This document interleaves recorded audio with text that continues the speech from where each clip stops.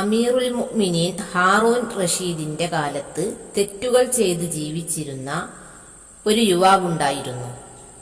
മോശപ്പെട്ട ജീവിതം കാരണം ജനങ്ങളെല്ലാം അയാളെ നിസാരമായിട്ടായിരുന്നു കണ്ടിരുന്നത്.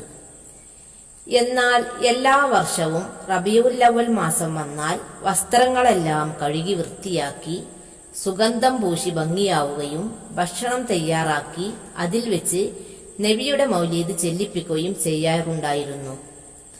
ഈ രൂപത്തിൽ അയാൾ ഒരുപാട് കാലം ജീവിച്ചു. അയാൾ മരണപ്പെട്ടപ്പോൾ ആ നാട്ടുകാർ ഒരശരീരി കേട്ടു. ബസറക്കാരെ, നിങ്ങൾ അള്ളാഹുവിന്റെ ഔലിയാക്കളിൽപ്പെട്ട മഹാന്റെ ജനാസക്കരികിൽ വരൂ. അവർ എന്റെ അടുക്കൽ പ്രതാപിയാണ്.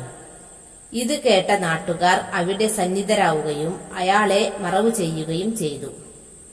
പിന്നീട് അയാളെ പട്ടുവസ്ത്രങ്ങൾ ധരിച്ച് അഭിമാനത്തോടെ നടക്കുന്നതായി അവർ സ്വപ്നത്തിൽ കണ്ടു.